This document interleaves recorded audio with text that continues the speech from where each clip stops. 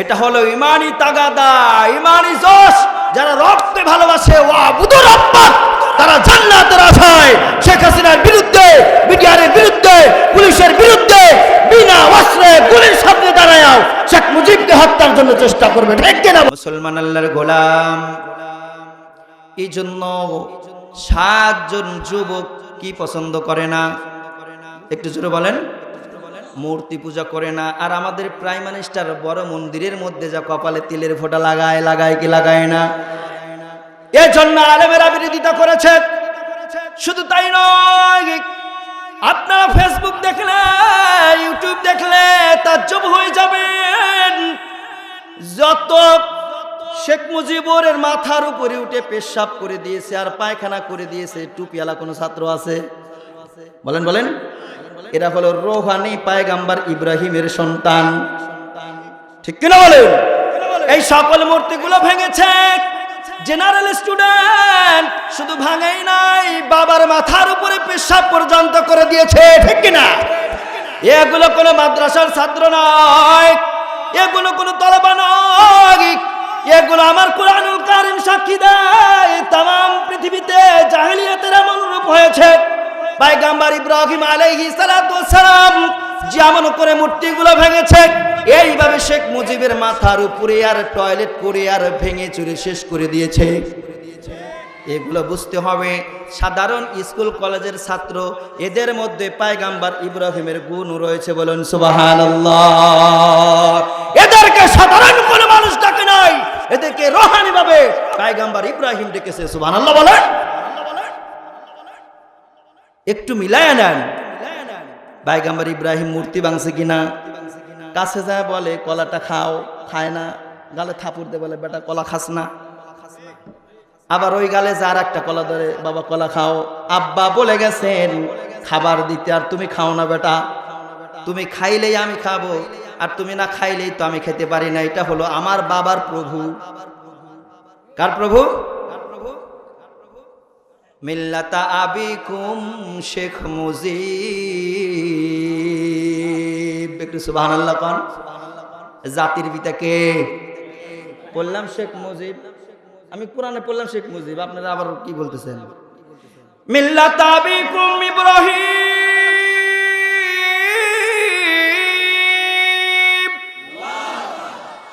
আর জাতির পিতা হলো শেখ মুজিব। একটু জোরে বলেন। এটা হলো ইমানি তাগাদা, ইমানি জোশ। যারা রক্তে ভালোবাসে ওয়াবুদু রাব্বাক, তারা জান্নাতের আশায় শেখ হাসিনার বিরুদ্ধে, বিটিআরের বিরুদ্ধে, পুলিশের বিরুদ্ধে বিনা অস্ত্রে গুলির সামনে দাঁড়ায় শেখ মুজিবকে হত্যার জন্য চেষ্টা করবে। ঠিক কিনা বলে? মূর্তি আছে? আছে কি মূর্তি? থাকবে না। মূর্তি তো দূরের কথা, বাড়ি পর্যন্ত নাই। আল্লাহ বলে আমি ফ্যাসিস্ট সরকারকে কোনো চিহ্ন রাখি না। কথা কার? জোরে বলেন কথা কার? দুনিয়ার কোন মানুষের নয়। আমি 18টা ফ্যাসিস্ট সরকারের ইতিহাস পড়েছি। অবশেষে পাপুয়া নিউ গিনির যে ফ্যাসিস্ট ছিলেন, 30 বছর রাজত্ব করার পর দেশ থেকে পালাইছেন এক মুঠো মাটি নিয়ে। লাস্টে হাসপাতালে ওই মুঠো মাটি পিঠের মধ্যে রেখেছেন, চিঠি লিখেছেন যে আমি মারা গেলে আমার কবরের পারে যেন এই মাটিটা দেওয়া হয়। পরীক্ষা করে দেখেন যে ওই মাটিটা হলো পাপুয়া নিউ গিনির মাটি। দেশের মাটি নিয়ে পলাইছে, যে দেশে কবর হবে দেশে। আমি দেশে কি আসতে দেবে?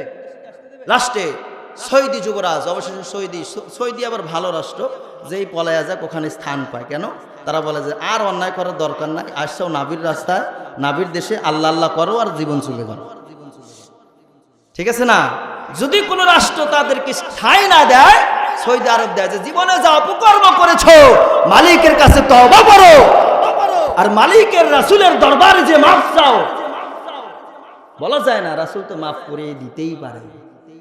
অন্যায়ের পাশা মাইরা মাইরা মাইরা মাইরা মাইরা মাইরা লাস্টে বাইতুল্লাহ যে চোখের জল ফেলায়, মালিক দেখে না? চেনে কি না? তুমি কয় নাম্বার হারামজাদা, এটা চেনে কি চেনে কিনা ভাই? ওয়াবুদু রাব্বাক, কোন রবের ইবাদত করো। আবার কিছু কিছু সময় এমপি মন্ত্রীরা তো বলেই, যা কালকেও একজন বলতেছে যে শেখ মুজিব হলো বিরাট আল্লাহর ওলি। আমি বলি হতে পারে, অস্বাভাবিক কিছু না, কিন্তু আল্লাহর ওলি এই ওলি শব্দের মধ্যে যতগুলো হরফ আছে প্রত্যেকটা হরফের হুকমিয়াত আছে। সুবহানাল্লাহ বলেন। হুকমিয়াতটা কি? ওলি হতে গেলে প্রথম তাকে কি হতে হবে? সুন্নতের তাবেদারি হতে হবে। আর সুন্নতের তাবেদারি প্রথম শ্রেণী হলো দাড়ি। হযরত মাওলানা আলহাজ মুজিবুর রহমান শেখ মুজিবের কি দাড়ি ছিল? কেমনে এরা কি বলে বুঝি না। আল্লাহু আকবার বলেন। প্রিয় ভাইরা, ওই দেশে আরো ভারত থেকে এখনো বাংলাদেশটাকে নষ্ট করার পায়তারা করছে কি করছে না? বলেন। যদি তুমি দেশটাকে ভালোবাসতা, চলে গেছো, ভালো থাকো, বাংলাদেশটাকেও ভালো রাখো, ঠিক কিনা বলেন? আমরা দোয়া করি, এর বিচার চাই কি চাই না? বিচার কে চাই? একটা আল্লাহকে হাত দেখান তো দেখে। লিল্লাহি তাকবীর, লিল্লাহি তাকবীর। বড় কষ্ট লেগেছে প্রিয় ভাই। সাধারণ কর্মজীবী মানুষ একটি জামাত ইসলাম করছে, গায়ে গন্ধ আছে, সে করে, এই করাটাই তার জন্য দোষ। রাত্রিতে ঘরে থাকতে দেয় নাই। এলাকার কিছু চেলাচাম্বর ছিল, রাজনীতি নয় শোনা ভাই, এটা রাজনীতির একটু স্মরণ করিয়ে দেওয়া। বেচারা খেতে কাজ করে, সে দল পছন্দই করতে পারে। কার দল পছন্দ করব? আওয়ামী লীগ পছন্দ করব, বিএনপি পছন্দ করব, না কোরআন পছন্দ করব? একটু জোরে বলেন। তাহলে কোরআন তো পছন্দ করলে কোরআনের দল তো থাকতেই পারে কিনা বলেন? এই কোরআন প্রতিষ্ঠার জন্য তাম পৃথিবীতে রব্বুল আলামিন ফরমায় ১৬ লক্ষ নবী রাসূলের উপরে যে কিতাব পাঠিয়েছি, ওই ১৬ লক্ষ কিতাব আমি আল্লাহর কাছে অতটা দামি না। মুসলমান আল্লাহর গোলাম, আমার রব্বুল আলামিন কি বলে? আল্লাহ তাআলা বলে ১৬ লক্ষ নবী রাসূলকে আমি পাঠিয়েছি, তাদের ধর্মের নাম কিন্তু আমি আল্লাহ রাখি নাই। আমি রব্বুল আলামিন রেখে দিলাম, মুসলমানেরা যাবে তামাম পৃথিবীর মধ্যে এক শ্রেণীর নাম হবে মুসলমান। আল্লাহু আকবার। হুয়াল্লাযী আরসালা রাসূলাহু বিল হুদা ওয়া দীনিল হক লিইয়ুযহিরাহু আলাদ দীনি কুল্লিহি ওয়া কাফা বিল্লাহি শাহীদা। আমি একজন নবী পাঠাবো, ওই নবীর নাম হবে মুহাম্মদ। সুবহানাল্লাহ বলেন। বিল হুদা, কোরআনের অপর একটা নাম হলো হুদা। হুদা মানে পথ প্রদর্শক। সুবহানাল্লাহ বলেন। আমি হুদাকে পাঠাবো, কোরআনকে পাঠাবো। ওই কোরআনের মধ্যেই আমার নবী এবং কোরআন যে ধর্মে যাবে, ওই ধর্মের নাম হবে ইন্নাদ দীনা ইনদাল্লাহিল ইসলাম। সুবহানাল্লাহ বলেন। যে যারা ইসলাম মুসলমান তারা তো কোরআনকে ভালোবাসবে, ঠিক কিনা বলেন? এই জন্য আমরা কোরআন ভালোবাসি কি বাসি না? জোরে বলেন, বাসি কি বাসি না? কার বাড়িতে কোরআন নাই দেখান তো, হাত দেখান যে আমার বাসায় কোরআন নাই। তার মানে না পড়লাম তা তো ভালোবাসি, ঠিক কিনা বলেন? কোরআন হয়তো সপ্তাহে একদিন পড়ি না, 2 দিন পড়ি না, শুক্রবারে তো পড়ি কিনা? বোঝা যায় যে ওর মধ্যে কোরআনের ভালোবাসা আছে। সুবহানাল্লাহ বলেন। আর ওয়াবুদু রাব্বাক, যে রবের কোরআনকে ভালোবাসে সে আল্লাহকে ভালোবাসে। আল্লাহু আকবার বলেন। এজন্য যে আল্লাহকে ভালোবাসলো সে জান্নাতের মালিক হয়ে গেল। এই জন্য 7টা গ্রাম থেকে 7 জন যুবক এইবার তারা মূর্তিকে ভালোবাসে না, মূর্তিকে পছন্দ করে না, মূর্তির পূজাও পছন্দ করে না।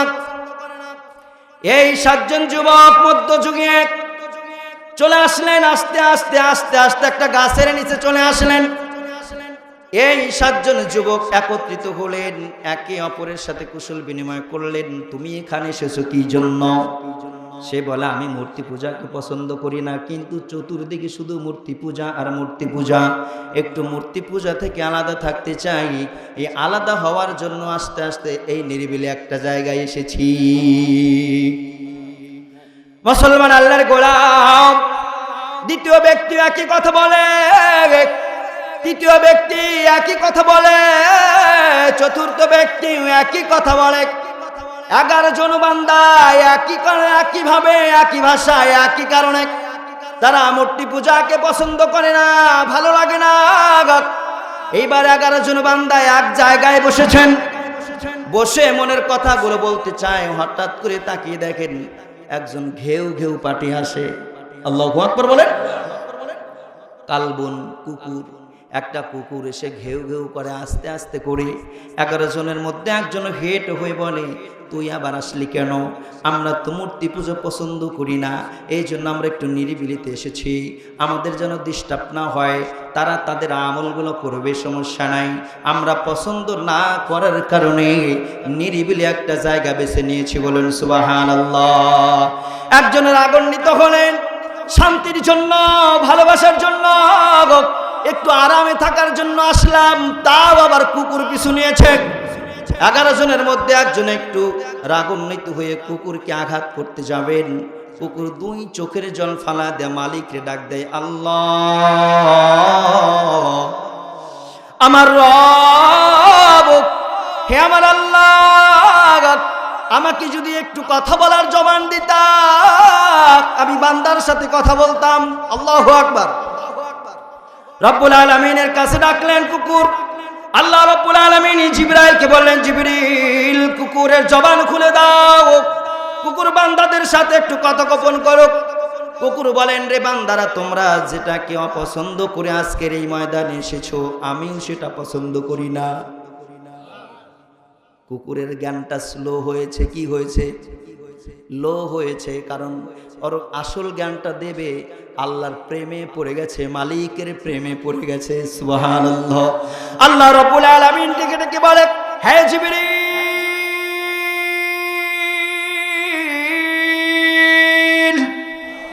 একটু জোরে বলেন, আমার প্রিয় মুসলমান আল্লাহর গোলাম।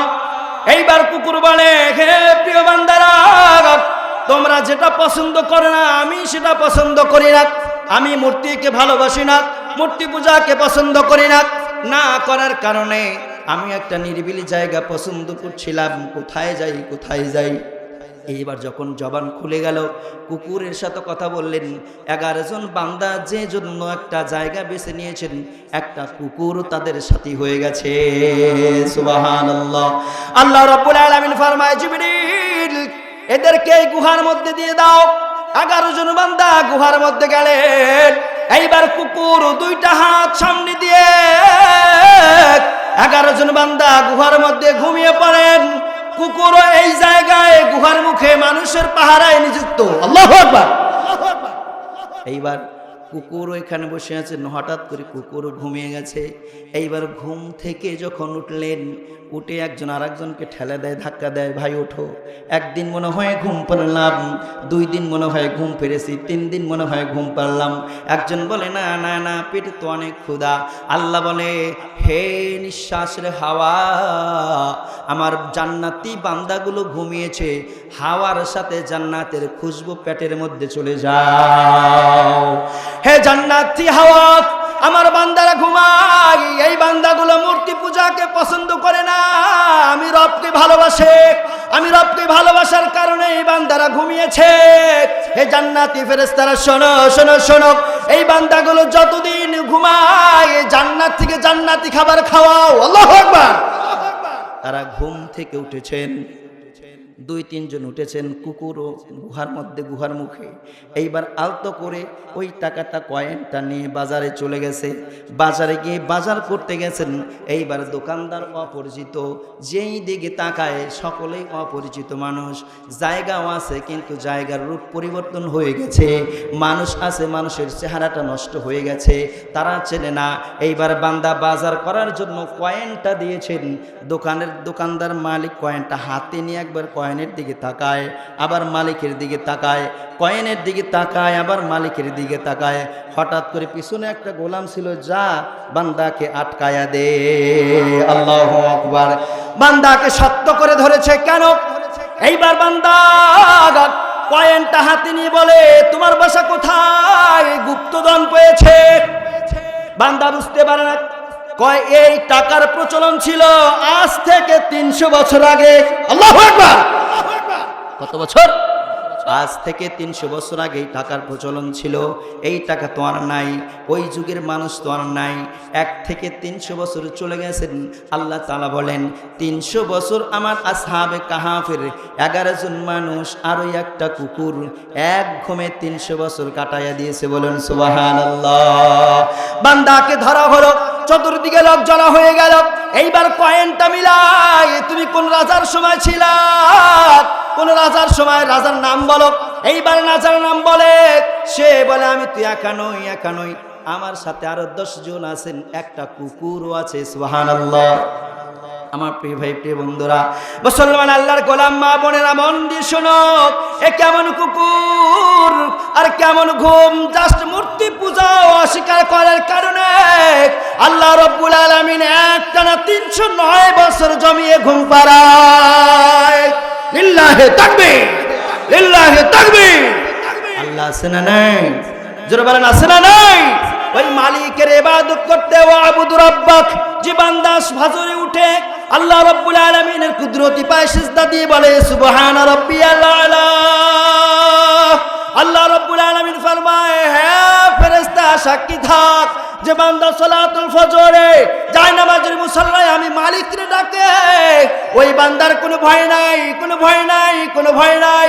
আমি রাব্বুল আলামিন বান্দার জন্য জামিনদার হয়ে যাই। আমার প্রিয় বন্ধুরা, আমার প্রিয় ভাইরা, এই যে বান্দাকে ধরলেন, কয়েনটা নিলেন, মিলাইলেন, 109 বছর বয়স হয়েছে একটা ঘুমে। সুবহানাল্লাহ। এইবার সকলকে ডাকার অনুমতি দেওয়া হলো। একটা কুকুর আসলেন, 11 জন মানুষকে বসাইলেন। এইবার দেখেন, এরা কিয়ামতকে বিশ্বাস করতো না। কি বিশ্বাস করতো না?